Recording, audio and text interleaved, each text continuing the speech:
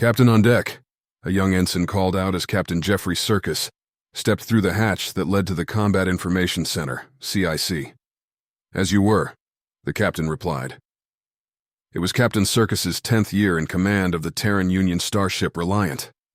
She was a Valkyrie-class battle carrier, fewer fighters, but more heavily armed than standard Victory-class fleet carriers, and its armor and armament falling between the Kraken-class heavy cruisers and the Leviathan-class battleships. She was currently docked with the rest of the squadron at the Vesca 3 outpost for resupply and repairs. He returned the salute from his XO, Lieutenant Commander Sarah Wu. "What do we got, Sarah?" Using his prerogative as captain and friend to use her first name. "Morning, Captain. Sorry to get you up here so early, but there is a situation you should know about." The Lieutenant Commander replied. Captain Circus moved closer to look at the console, as the Lieutenant Commander continued to explain. "A Kinzel convoy reported trouble with pirates and requested permission to dock for repairs, and one of them is docking to get their wounded treated."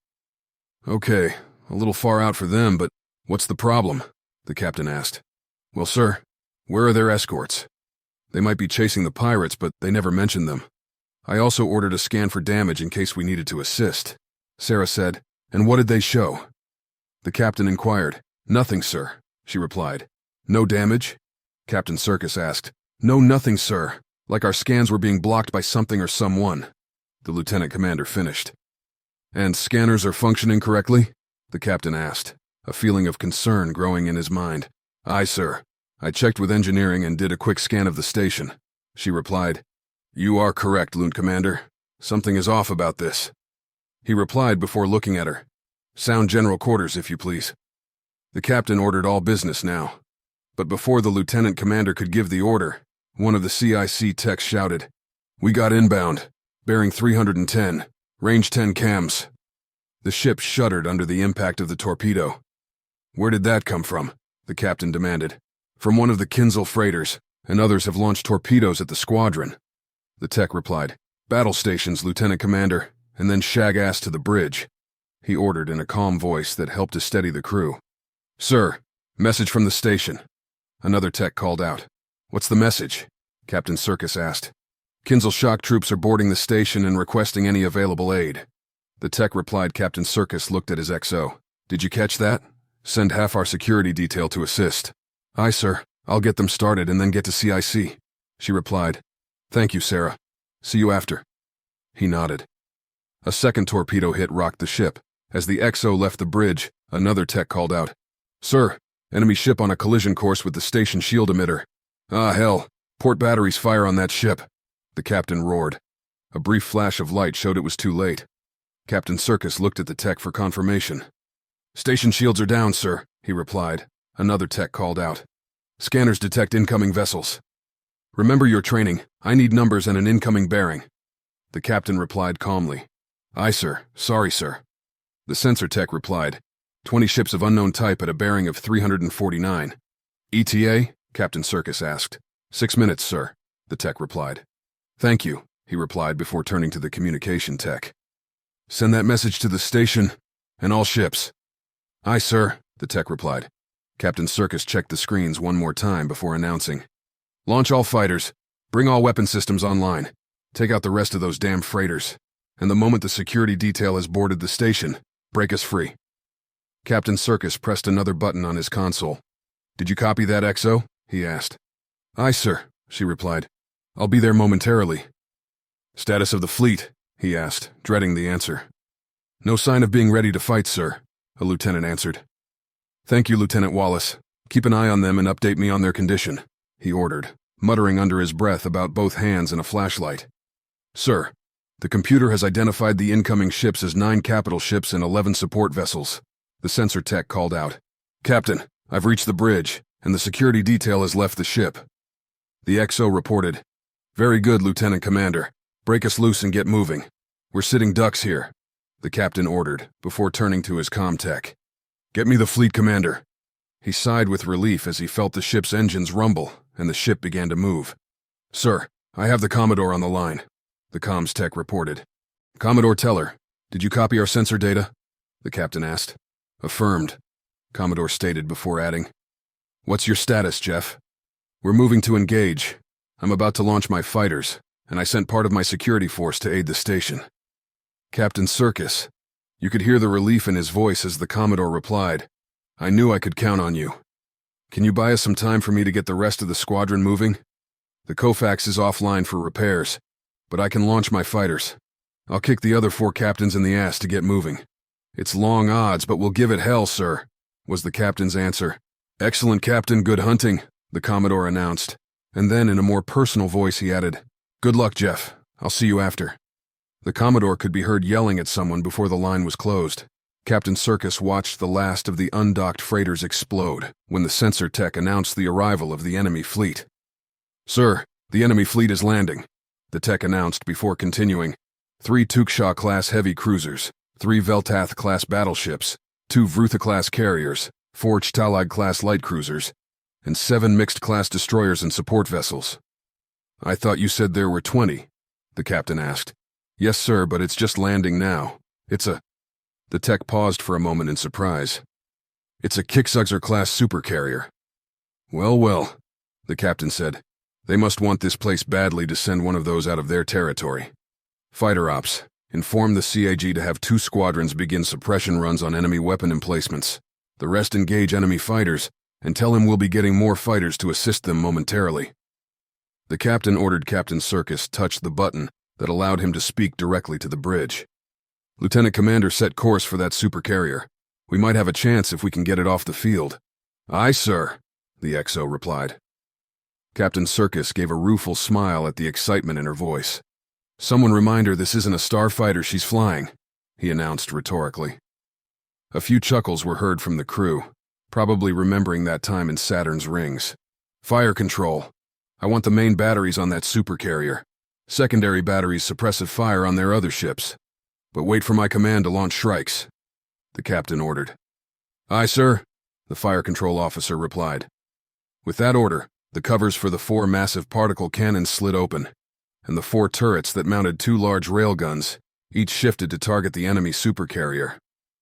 A formidable arsenal of secondary armament was raised along all sides of the hull. 20 dual-mounted medium railguns and 8 medium missile launchers, loaded with hammerhead missiles.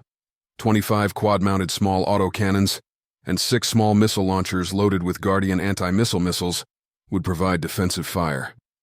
And watch out for friendlies, damn it, Captain Circus ordered. The limitations of projectile weapons were outweighed by the highly reduced effectiveness of the enemy's shields. More than 1/3 would get through a fully charged shield, and even more as the shields weakened. Human laser-resistant armor reduced damage from enemy laser weapons by 70%, and the thick armor absorbed more damage, all of which helped to improve the odds against most alien species. Captain Circus intently watched the screens, showing the sphere of combat surrounding both fleets and the station. He wasn't fully sure what to make of the Kinzhal engaging at such close range. Less than 150 kilometers separated the 2 fleets, and the Kinzhal's most common tactic was to engage at very long range, and force the enemy to come to them through a rain of laser fire. They must not have expected Terran warships to be present.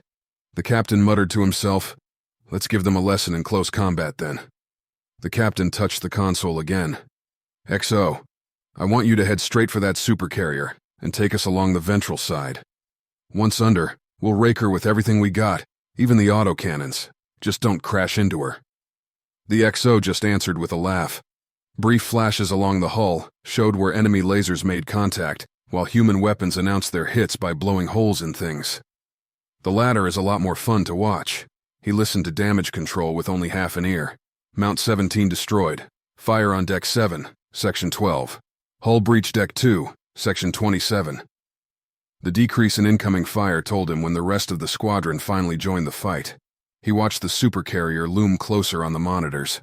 Fire control. As soon as we pass beneath her, open up with everything that can hit her, even the autocannons.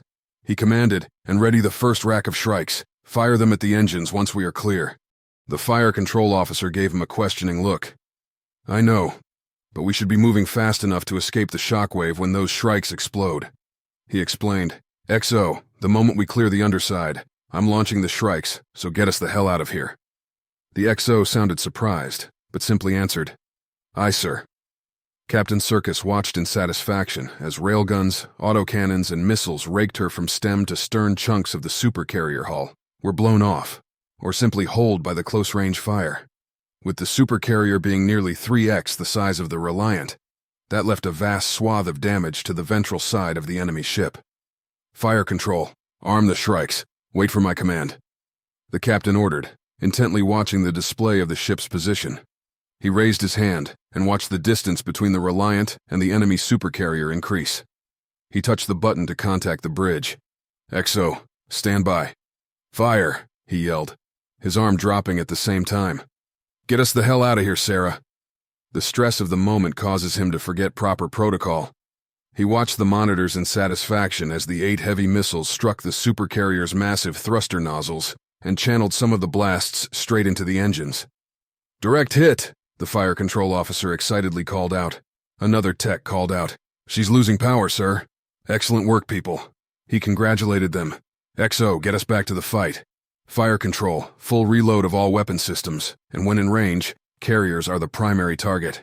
Fighter OPs, prepare for recovery and rearming of our fighters. Engineering, what's our status?" Were just a few of the orders given by the captain while getting ready to get back into the fight. With the supercarrier floating dead in space, the captain had a chance to check the situation with the rest of the fleet. The Aurora was heavily damaged and out of the fight, and he was afraid that a large cloud of debris was all that remained of the nebula. But the Kinzel were paying a heavy price for those victories. Less than half their fleet remained, of which only 3 were capital ships. A battleship and the 2 carriers were still in the fight for them, with the rest dead in space, or out of the fight from the damage.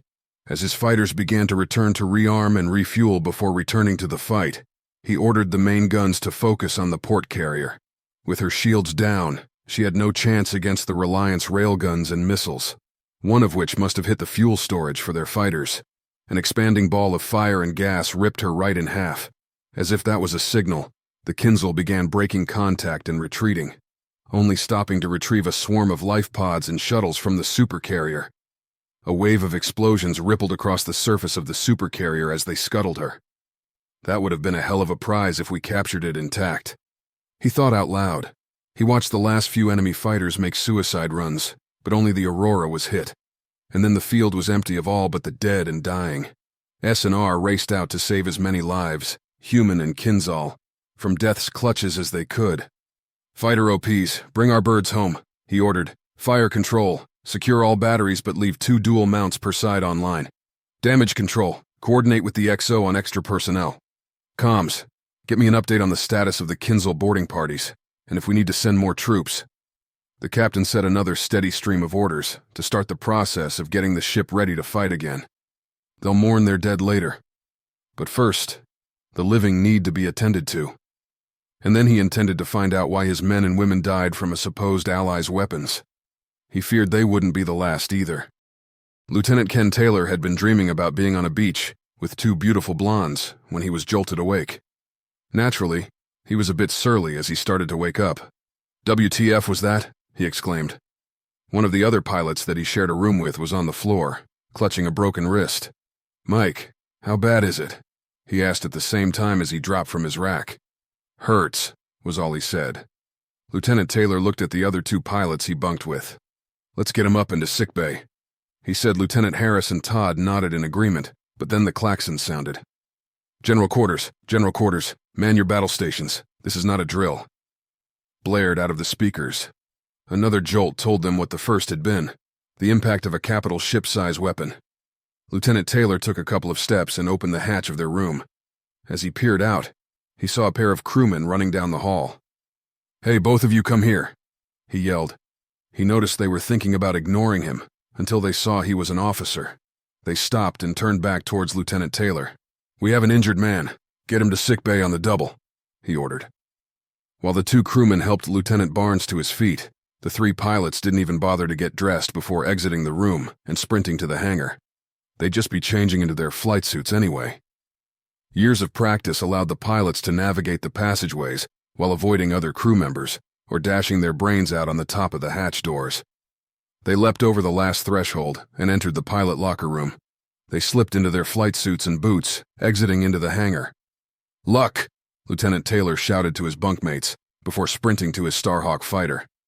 18 meters long and 10 meters wide, a pair of helix thrusters for the main drive and multiple navigation thrusters along the ship's surfaces allowed her to spin 360 degrees along any axis.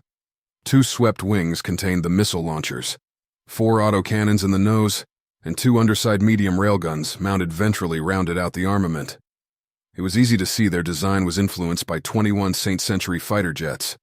The look was more for the pilot's morale than functionality. No one ever felt like a hero flying a glorified basketball. "Pilots, man your planes," came over the PA. Tradition dies hard in the Navy, and while barely flying like the fighters of old, they still referred to them as planes.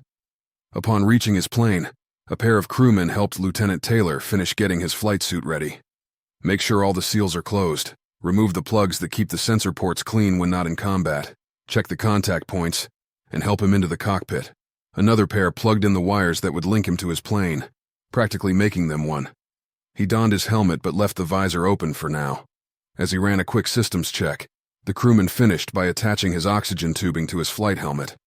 A light tap on his shoulder said they were done and started to lower the canopy. "Happy hunting, sir," one of them said.